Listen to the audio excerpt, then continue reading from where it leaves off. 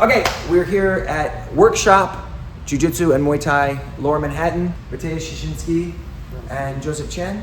And so we're talking about a couple of things in the course of training that we just finished.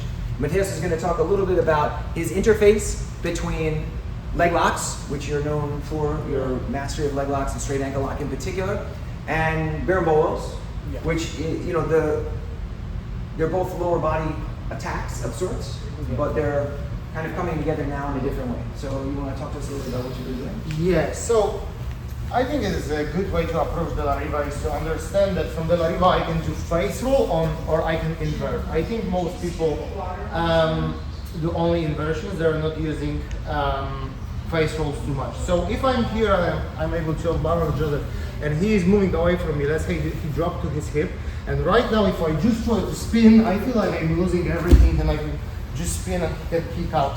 So every time I feel like Joseph is moving back, so I did a good job of balancing him and he is moving back. Right now, I want to use something that is called face roll. So I'm gonna move from my left shoulder to my right shoulder. Usually when I do it, it's just called face roll. I'm gonna do it on the top of my head because I can I can hurt my neck if I do it on my face. So I'm gonna go over the top, and then if I'm able to reach, I can go for the bolos, right? If I'm able to reach there, or maybe I can reach here. And if I'm not able to reach, I'll grab the leg and just do this scenario where I drop to my right shoulder. From here, just like I said, if I can reach there, I got very easy access to Berimbolo. If I cannot do it, I can always get my leg out and I can get to this position where I can hit saddle on both legs, right? So this would be when my partner is moving back. But sometimes as you balance them, they'll try to come closer. Right now, if I try to do this face roll, it won't work that well. So I'm gonna invert right now. From here, I can easily find a scenario where I can ball him or eventually attack the legs. And in terms of interplay between leg locks and balls, so let's say I dropped his hips. If I'm able to reach to his far hip, usually I'll go wedging back or different kind of balls. But if I'm not able to reach there, I can always grab the knee and get to this shin ball position. See, I'm not very close to the hip because Joseph is moving back. So from here I can go saddle 1, or I could go ankle lock 2. So if I'm able to reach for the hips, I can always attack the back takes. If I'm not able to reach for the hips, I can control the knee and control the ankle and go back to the legs. So we could say that you have a kind of close range and then longer distance. So it's kind of a distance thing. I don't really think I can do it, but we get to here. So you're coming down this way. Yeah, and if you can get to the hip, then you're in a little tighter. Yeah. And now from here you can do all of your switches. Yeah, I feel like he cannot disengage so easily if I'm doing face roll. I feel if I invert and he just clears my leg. Yeah. Now from here we're down a little bit lower. Thank you so much. So we have a quick look at interfacing bolo and leg lock attacks and kind of different ranges. Do you play bolo with no gi? Not as good as him. No. What's your approach? I mean, generally, like if we had this similar conversation when we get underneath yesterday, where a lot of situations where we feel like the opponent's hips are away and their weight's off of us, where he would either face roll or something like this. Often I'll use as an opportunity to wrestle out, right? Because like if I find myself in situations where I'm trying to get to the hip and you're making it difficult, maybe you're on the knee, I like this as just a general opportunity to start looking to build up. And so I feel like this is where like our styles can tend to differ. Because I do like to play a bit of guard and engage here. It's probably not my A game by any means, but when faced in similar situations, whether like even if you're on your knee and we're underneath and I'm trying to get through, when I'm met with any resistance and I feel like, okay, this is troublesome, like I usually just use this as an opportunity to come on and play from here. I feel like if he did this more, I think he'd agree that like he'd open up a lot more opportunities. Yeah, I agree. It's like another dimension. I agree. I feel like back takes and leg locks would be easier if I can, like, if people would even think that I can, like, sweep them. I think it would open a lot of opportunities. I agree.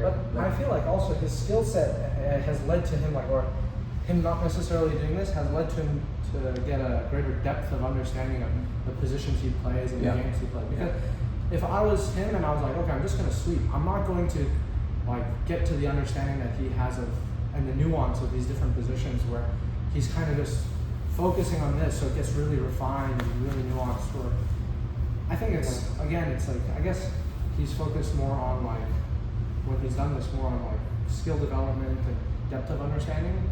But then at some point when you go to competition, moving towards like something that's, and obviously if you focus on wrestling, I guess that's also a different type of skill you're developing.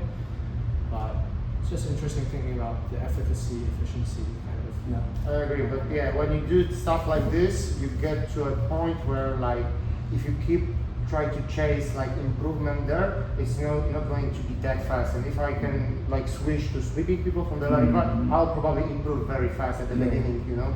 So yeah, I think understanding this when you try to build your skill set is very important, you know. And you, I mean, you've been competing for a long time, but you're still relatively new in your career. I feel like you have a big, I'm training for a long time. I started when I was like 14. Yeah. So it's been like 16 years already. But to be honest, I feel like I'm doing a good job with Jiu-Jitsu. Like I really trained Jiu-Jitsu for like 7 years. Yeah. I opened my school 6 years ago, and I believe like maybe 1 year before this, I was really like focusing on Jiu-Jitsu because in my previous gym, like I didn't have techniques. We were just like group of people that sparred together. So I didn't understand too much of it, you know. I was mostly like just moving, you know, just trying to create some movement and not really paying attention to a lot of details. And like 7 years ago, I just feel like my real Jiu-Jitsu journey is like 7 years, you know. Yeah. Yeah. Well, I think also that.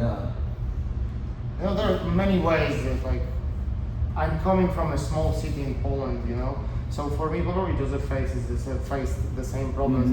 Like I remember thinking when I was a kid that like I don't know if it's possible to get to a high level in Jiu-Jitsu coming from my city, because in my gym people wouldn't even win like purple belts nationals in Poland. So I'm like, how can I think that I can become, I don't know, world champion, or I could live off Jiu-Jitsu, you know? It was like I had to go to US to understand these things, you know. So I think there's a kind of like barrier that you have in your mind when you're coming from a place like me.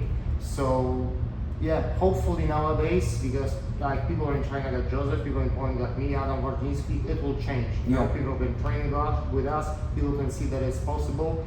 So hopefully they'll be open-minded, and in the future it will be easier to find the champions from Asia or Europe. Well, you guys are certainly doing that, and a lot of people love what you're doing, and you're very, don't need me to tell you that you're both very talented and successful. So, all right, well, thank you so much. So you want to tell people where can they find you? Instagram, what do you? Yeah, Mateusz Szczeciński, the hardest last name to spell in Jiu-Jitsu, you know, Mateusz Szczeciński. You spell it like it sounds. Go to Leg Lock Camp and then find me on Leg Lock Camp. This guy knows what's up. Okay, good. And then what are you doing? Anything? Videos, Patreon? Patreon, Joseph Chen, JJ is my Instagram. And then we've got links to everything down below. We'll try to link these guys' things. I have some Fanatics videos, and we've got a couple of other exciting projects in the works. So thank you so much for watching. Thank you so much for chatting. Always good to see you guys. Thank you.